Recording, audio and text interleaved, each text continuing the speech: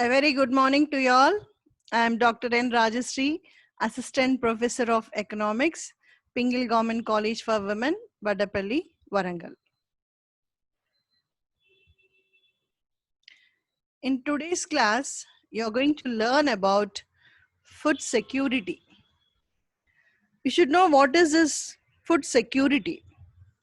Food security is defined as a balance of food supply, okay, and effective demand for food, mainly the cereal supply.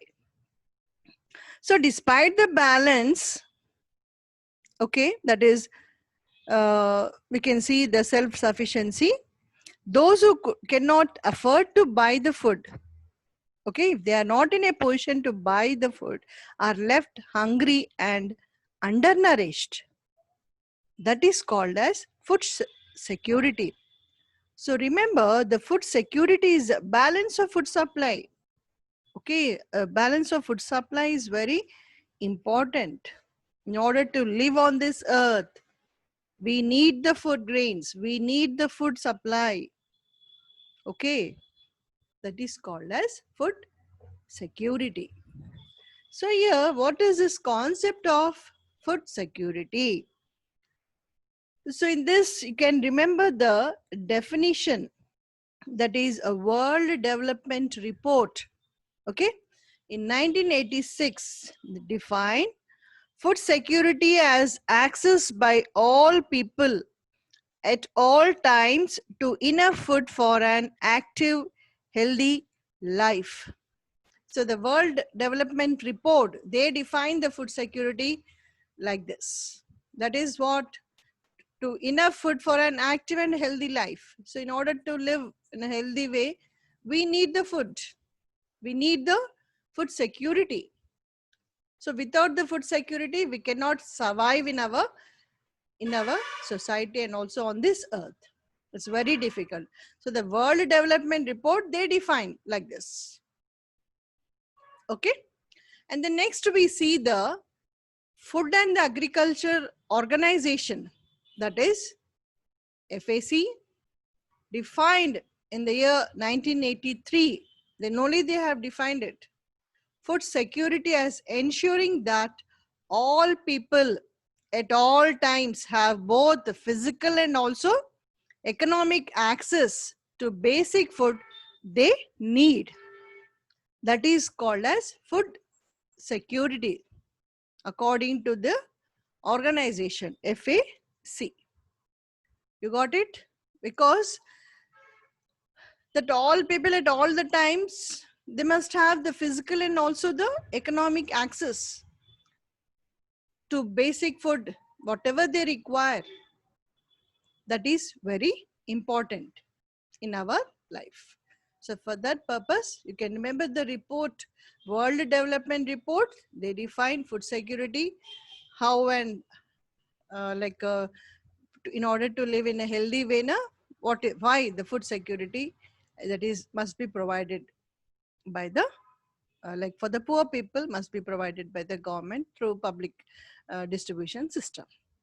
So here next we can see the food security is defined as the ability to assure, okay, it's an ability to assure what? On long-term basis. It's not a very easy thing to grow the food grains in 1 day or 2 days. It takes some time because in agriculture sector, we see the crops, kharif, rabi and other crops are there. So based on the seasons only, the crops will be grown.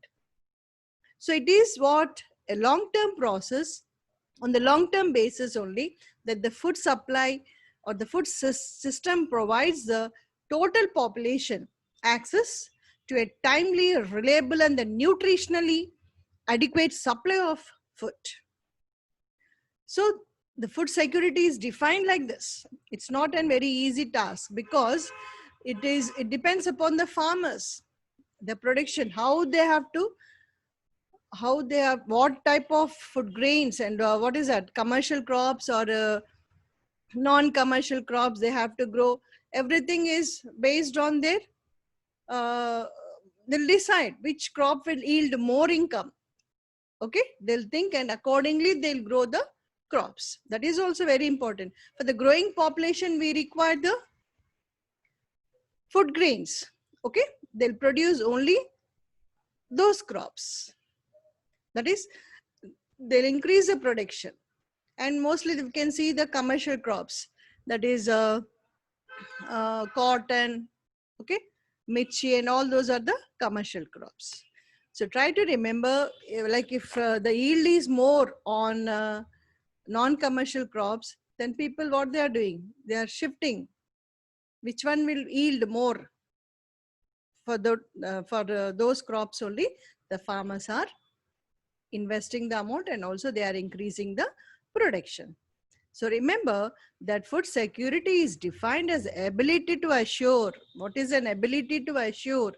On a long-term basis, that the food system provides a total population. For the growing population, the food production has to increase day by day. When there is an increase, the population growth rate is increasing day by day. So simultaneously, what the people have to do? The agriculture sector, those who are depending on the agriculture sector, they have to increase the production. Okay, and timely they have to increase the production, and it must be reliable and also nutritionally adequate supply of food. Nutritional food we required. Now we can say all the fertilizers and others they are spraying, so with that it is affecting all the health. Okay, and the nutritional food is required in order to live on this earth. And the next you can see what are the stages of food security. Okay, what are the stages of food security? Before this, one point you can remember that food security involves adequate physical availability of food to the entire population in a country. Okay, and for healthy life, the food available should be adequate in quality as well as quantity to meet the nutritional requirements, so that the Asian nation may acquire the self-sufficiency in food at a point of time.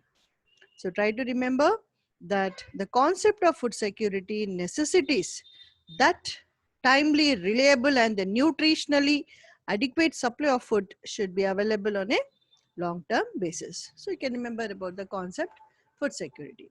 Then the next we'll see the stages. What are the stages are there in food security? The first one, the most basic need from the point of view of human survival is to make an adequate quantity of cereals, okay, available to all.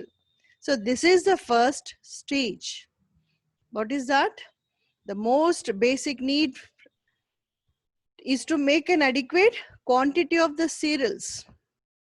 Whatever we required, those cereals must be provided. And also in adequate quantity, that is also important. Then in the second stage, we can see the food security must be available of pulses also, cereals as well as the pulses. Firstly, the cereals you can remember, and the secondly you can see the pulses.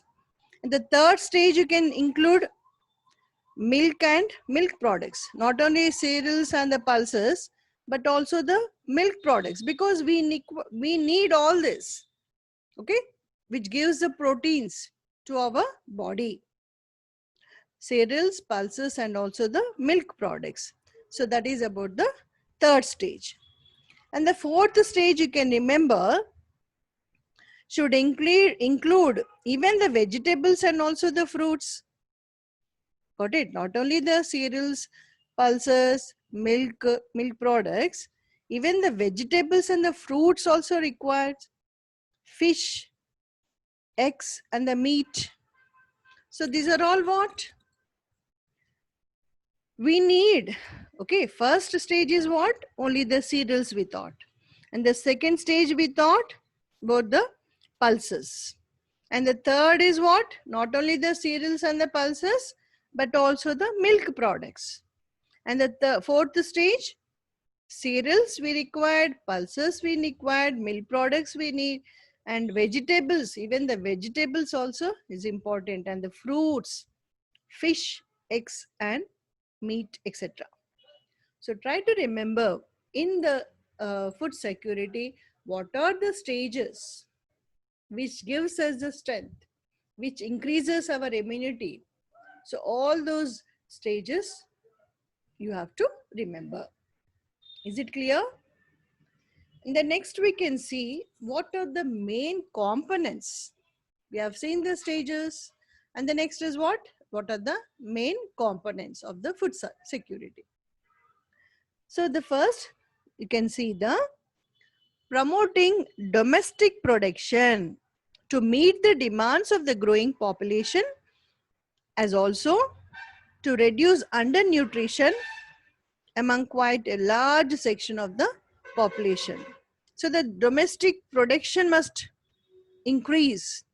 When the domestic production is increasing to meet the demands of the growing population, then only we can use that. We can reduce the undernutrition. Got it? To the large section of the population, what we are doing, we are eating. If the food is not like for the growing population, if they are not producing, then we have to import the food grains from other countries. So first component, you can remember, we have to increase the domestic production for the growing population. And the next component you can see, providing minimum support prices for procurement and also storage of food items. Minimum support prices must be provided by the government itself. Why? Because the poor farmers, what they are doing, they are cultivating and they are growing the crops. But if the prices are not announced by the government, it is very difficult for them to survive. Got it? Who has to announce all this? Because through agriculture price policy only, that is in 1965, they started this, that is the farmers, they must provide a better price for their produce. Got it? So these prices, minimum and the procurement, before sowing the seeds, before getting the crop only, the government will announce at these prices your product will be, you can sell. Got it? That is also one component. And the next you can see operating a public distribution system. You know about the public distribution system. What is this public distribution system? It is nothing but supplying the food grains through fair price shops. What are these fair price shops? That is nothing but the ration shops. Okay. So whatever the food grains they are producing now, what they'll do for the poor people, they'll supply the food grains to this to the people, to the people only through fair price shops. They can buy the what is that, rice and the cereals and the atta, okay, that is flour and some other things. The government, whatever the government gives, the people they'll buy. Okay, so that is how what are the components in the food security you can remember. We said that first one is domestic production. They have to increase in order to meet the demands of the population, growing population. And secondly, what we are seeing, minimum support prices must be announced by the government only. Government has to announce the minimum support prices. And the next we said about the public distribution system. And the next we can see maintaining the buffer stocks. You know what are these buffer stocks? Buffer stocks are nothing but storage. They'll store the commodities in godowns. Cold storage system is also there, where they can store the products in cold storages. So if they store now, what happens? The prices will increase. Like if you can see the rice, okay, as soon as harvesting is over, for the new rice, the price will be less. And if they store for 6 months or 3 months, at least you can take an example. they'll get the price. Suppose if it is 30 rupees per kg, and after 6 months, after 3 months, or you can take the example, it may increase, not yeah, 40 rupees like that. So the 10 rupees they can increase per kg. So how they got that 10 rupees extra? Because of the storage only. Got it? Even some items also, not only buffer stocks, even in cold storage system also, they'll store and also they'll get better prices for the products. So you can remember maintaining buffer stocks so as to take care of natural calamities. During the natural calamities also, they can temporary storages helps during this period. And also you can remember about the traders and the businessmen who try to push up the prices, especially during the periods of shortages of food. Okay, who will do all this? Middlemen and the traders, middlemen about the purchasing only, the traders and the business people they'll have, because who try to push up the prices, and they'll store for some months like that. And if they get the better prices now, even they'll what they'll do, they'll export to other countries also. So if they are exporting the commodities to other countries, what happens? We get the income. Got it? So those components you can remember. What are the components are there for the food security? Try to remember production, domestic production for the growing population, then minimum support prices for procurement and also storage of food items, and public distribution system, operating this system and maintaining buffer stocks. Okay, during the natural calamities now, like during the temporary shortages of food also it helps. So is it clear about the components? You know the stages. What are the stages? Cereals, pulses, milk, and vegetables, fruits, and eggs, meat, all those comes under the stages. And the next we have seen the components. What are the components we need for the food security? And the next we see the food security legislation. What is this? The Government of India issued an ordinance on July 5th, 2013, guaranteeing food security to the people of India. So in which year the Government of India has issued an ordinance? Remember, 2013. The new law would provide a legal entitlement to subsidized food grains to the people. So with this implementation only, they can subsidize the grains. So as per the law, the beneficiaries would be provided food grains at subsidized prices only.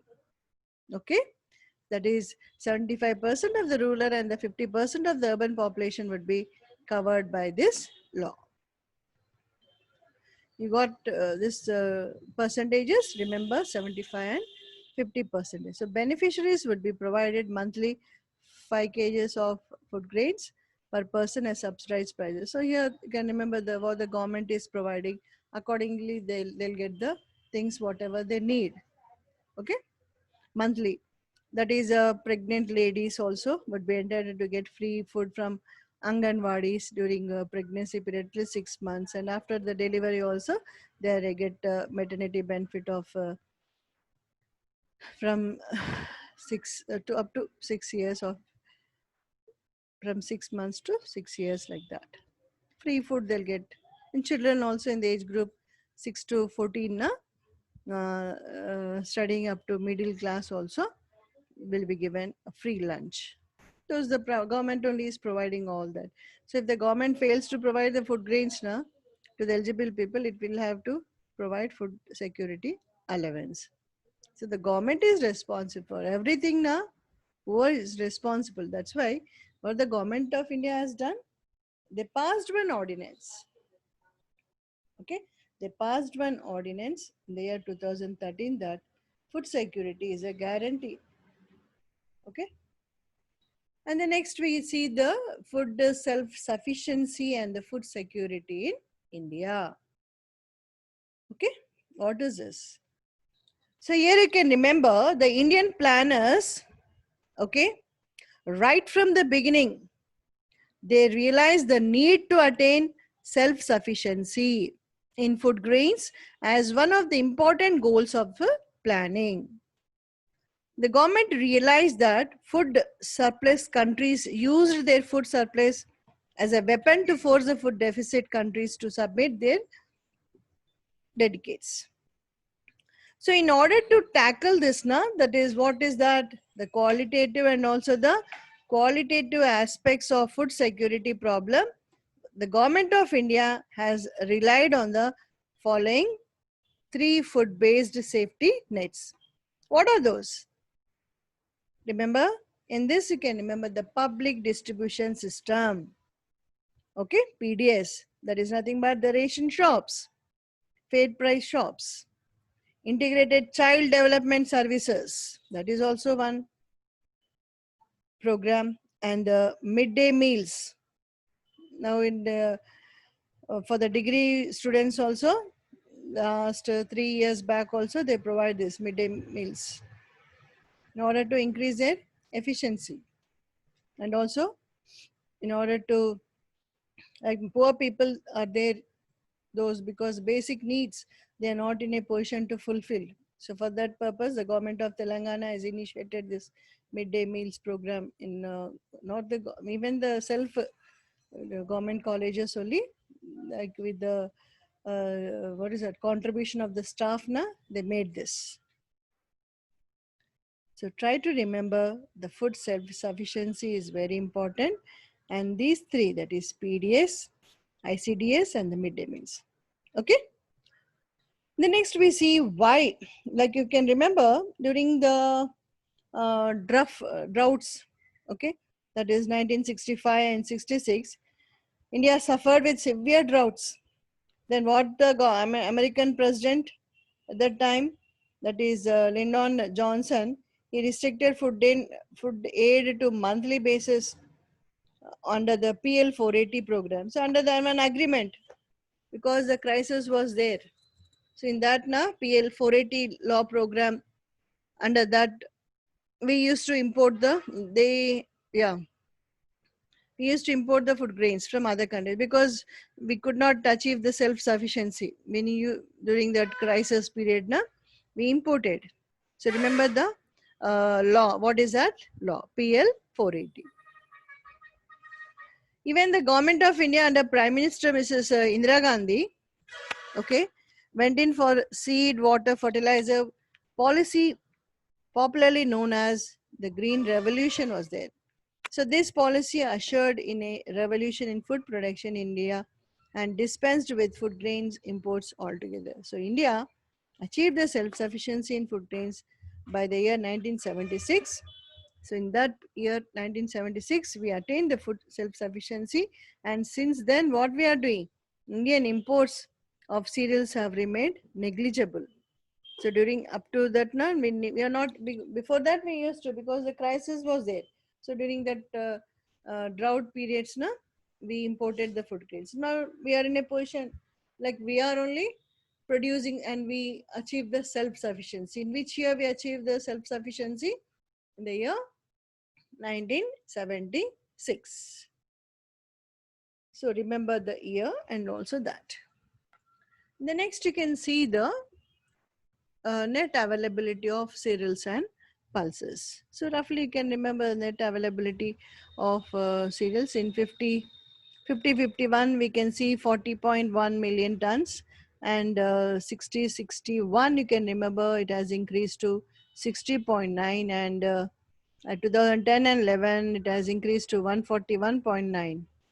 Okay, so the about the availability of the per capita availability of the cereals and the pulses also indicate an overall improvement in the per capita availability of food grains, 395 grams per day to 463 grams between 51 and also 2012.